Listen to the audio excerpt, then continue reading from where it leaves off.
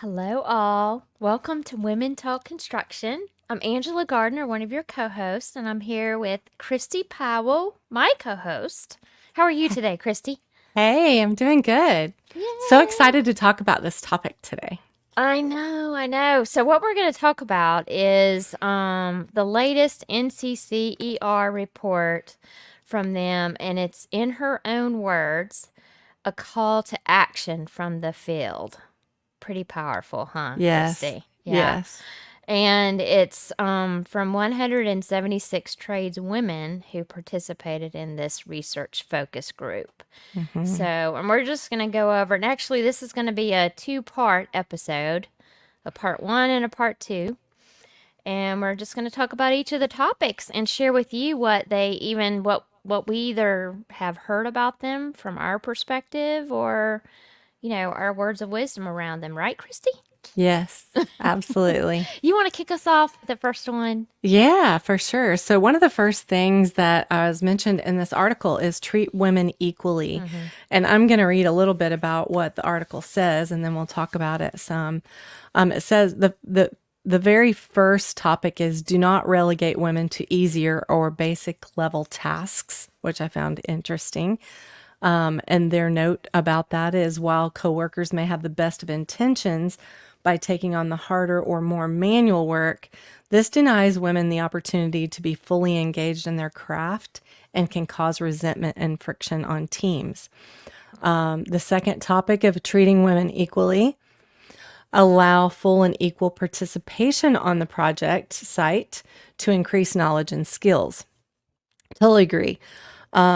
The notes around that is focus group members express their passion and dedication to their craft. They want to be on site, contributing fully to the work and not a token hire. Love that. I love that. Being treated equally, I think, is really important. And both of those, I have to say that I felt the same way when I was in the field. And Mm-hmm. maybe you did too. I think yours was a little different because it was family owned business. But in the field, the automatic response is usually, can she even do that job? Yeah, yeah, So I think that's important. Yeah, and I really love the part about we don't want to be a token hire. yeah.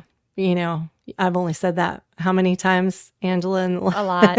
in the But time that we've known each other is I want to be hired because I'm good at what I do. And exactly. yeah, I'm valued, right? I'm bringing value to the team. Yeah, it really does matter a lot to us about, Yeah. because even like in my family business, even in a management role, or even being Mm-hmm. in a family business, sometimes others feel like you were given that slot just because you're family. But Right. I mean, that mattered to me that I earned it, right? Mm-hmm. And that I knew what I was doing. And if maybe there was a certain area I didn't, I figured it out. But yeah, I can I think definitely people see. I think people in general, not just women, we want to be acknowledged for the hard work that we put in to learn something, to be Yes. good at it, to be an expert in the field or be an expert at something. Women and men, we just want to be acknowledged for, the hard work that we've done and the experience that we've allowed ourselves to grow into. Yeah, for any role. Mm-hmm. Just like you said, right? Yep. Yeah. Yep. Yeah. Yep. S- Absolutely. So, we're going to jump into the next topic that they talk about, and that is accommodating mothers. And I think they're specifically referring to when we're going to dive in. The first one that they talk about is designating a parking space on a large project site for a single mother or parent so workers can depart the job site quickly to pick up children from school, childcare, or even in an emergency, which I could see them doing that for both men and women, right? That have young Absolutely. kids. Yes. I mean, that doesn't necessarily have to be a woman focused thing. And then it says our focus group members shared that entering and exiting a parking lot can be a major delay, causing issues with childcare arrangements. And we know that because I remember if I didn't pick Mercy up on time, sometimes it was a $5 charge per I don't know, every 5 minutes or Mm-hmm. so. If it's if you're late, it might Yeah. be, and it's different for everyone. And if they're actually in an elementary school, I mean, they have to leave at a certain time. Mm-hmm.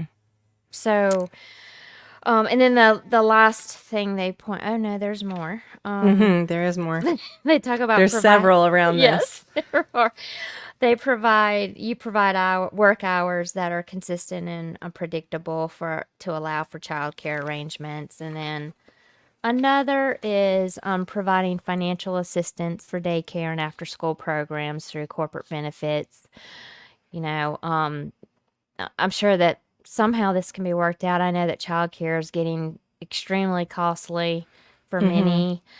And then another point is consider flexible hours, alternate working hours, staggered starts and end times, which, yeah, that's definitely something that, I mean, I think that's even done in the corporate world to a Yeah. certain extent. And then the last is allow flexibility for women craft professionals missing work due to family emergencies. And I'll just mention the stat down here. It says that 25% of trades women reported facing dis- discriminatory actions to attend a family emergency. Uh, you know, uh, Yeah. I don't know. Have you ever experienced that, Christy? I just wanted to mention that, well, I'll tell you what my experience was. My Yeah. experience was hide the fact that I'm a mom. Okay. Yeah. I don't See, know I if didn't have that one, so I'm I glad you didn't shared do that. that intentionally, but I felt like if I was, out there talking about being a mom, having kids at home, I felt like that if I was, and I'm not saying this is right or wrong, but I just felt like I was not going to be treated Uh, equally if I mentioned all of those things, right? So mm, I think one of the things that really helped me was being in sales allowed for some flexibility. And that's one of the reasons I chose sales over being an accountant. I've never told you this before, Angela, but that was important to me to be able to have that flexibility of schedule so that I didn't have to tell everybody everything I was doing. I was a hard worker. I got my work done. I worked overtime, whether I had to or not. Didn't get paid for it. When you're in sales, you're on commission. But just so I didn't have to add in my family dynamics, but I could still be there for my kids. That's just how I worked the system, I guess you'd say, is finding a job that allowed me flexibility so that, I didn't have to be that one female at the store who said, I have to leave at 2:45 to pick up my kids, right? yeah, I wonder how many. I just never would have thought of that about that because it. I mean, it never really occurred to me. I mean, I didn't have that scenario. How Hmm. many others do you think have that? They feel that way. I would I love to think know. I think 30 years ago we all did. Right, I'll be Okay. honest. Okay. Like I Yeah. really do because you were the only one, right? Yeah. You didn't want I personally just didn't want to stand out, right? I was good at what I did. I loved what I did. I wanted to keep doing what I was doing.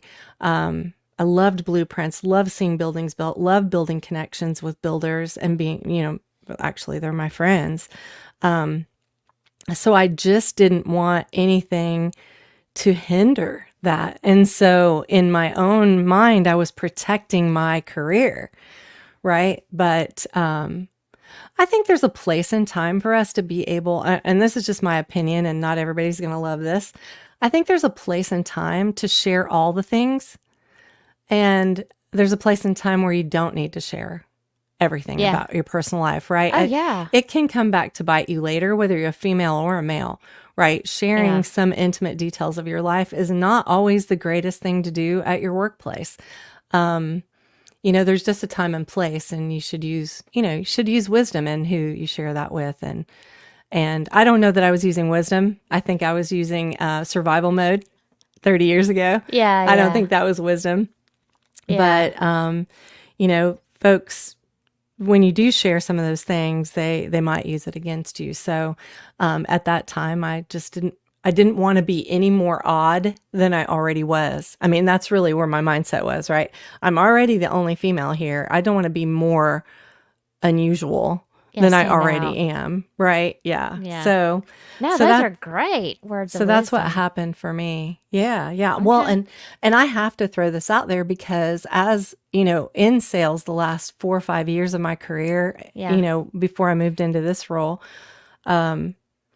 most of my builders were younger and they were men and they were taking off to take care of their kids and their wives were Really? nurses or their wives were running a business or their wives were doing something else. So this is not just a woman thing anymore. This Oh no. flexibility, the Mm-hmm. focus group, providing work hours, easy place to park, this is really we're seeing our next generations really raising their own kids, the men and women. It's not a one person job anymore. It has been a collaboration effort.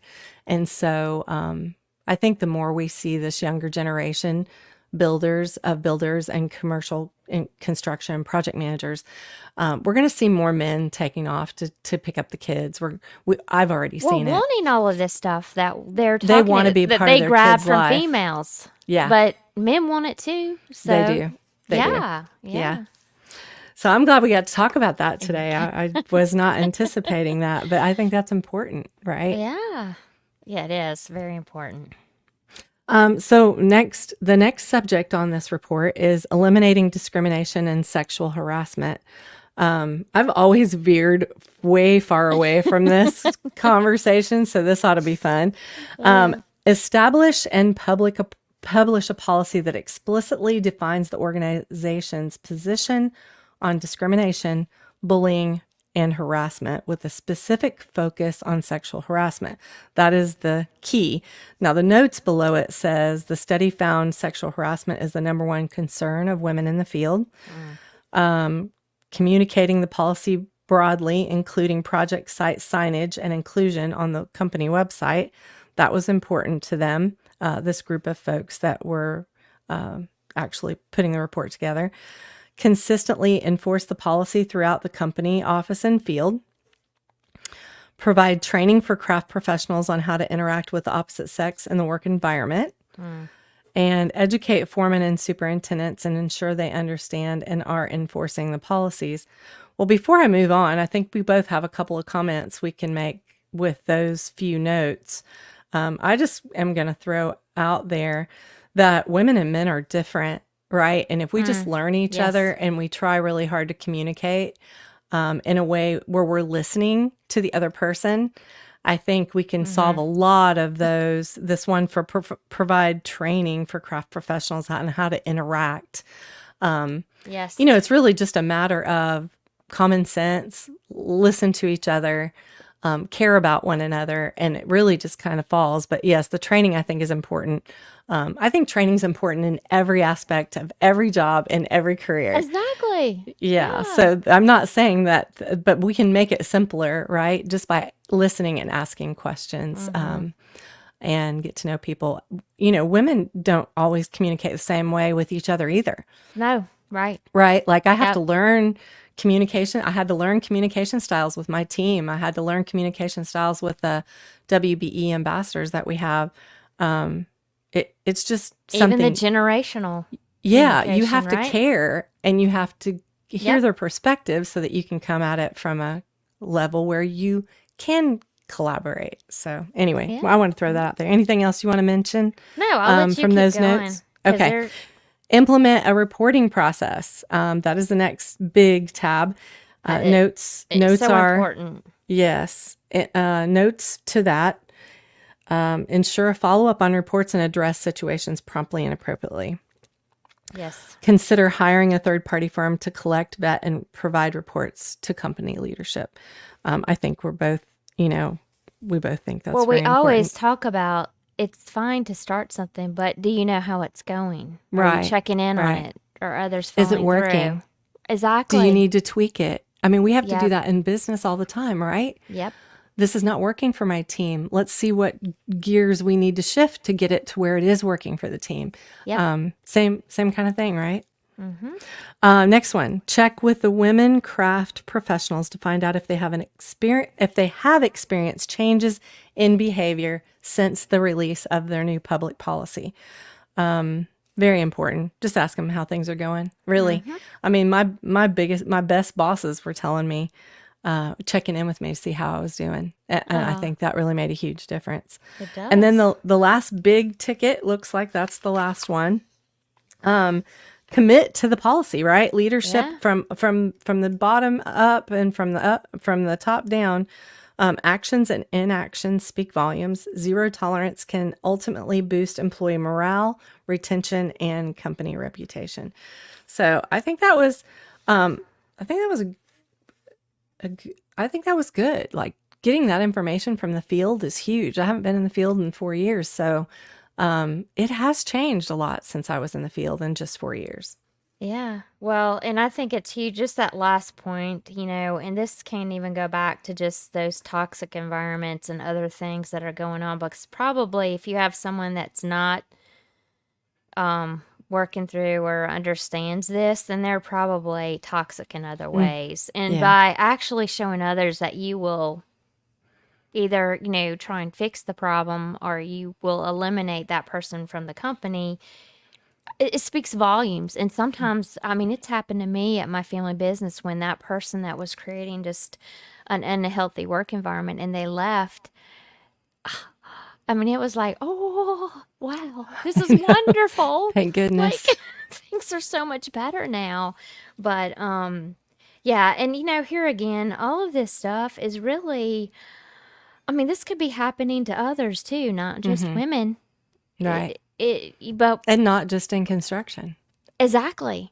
So, and when we read these too, they have all these, Christy read the bullet points that they have that help companies understand how to go about like facilitating this. And, it's very clear, right? Yeah. So there's very helpful points. Thank you for sharing that, Angela. That was good.